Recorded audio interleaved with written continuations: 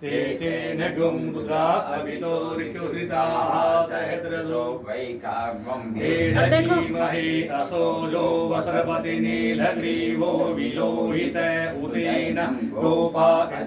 निदृशन्नुदहर्ज्यः सदृशो मृडयाति नः नमोऽस्तु नीलग्रीवाय सहद्राक्षाय मीडुगे अथो जिगशसवानो हन्तेभ्यो करन्नमः प्रमुञ्च धन्वनसमुभयोरात्र्योज्यं मे यासति हस्तैकवः पराता भगवो वप विजन्दनो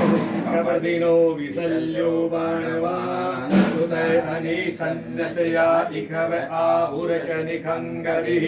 याते हेतिरमीरुषमहस्ते बभूवते धनुः तयास्मान् विश्वतस्तु मयक्ष्मया परिभुज परिते धन्वनो हेतिरस्मान् मृणक्तु विश्वतः अथो जयकुलितवारे अस्मन्निदेहितं मे अवतते धनुष्टगुं सहद्राक्षसते कुते निसिद्धशल्यानां मुखा शिवो नः सुमना भव नमः आयुधाय नातेताय दृष्णवे उवाभ्यामुतते नमो बाहुभ्यां तव धन्वने मानो महन्तमुतमानो पर्वकं मान उक्षन्तमुतमान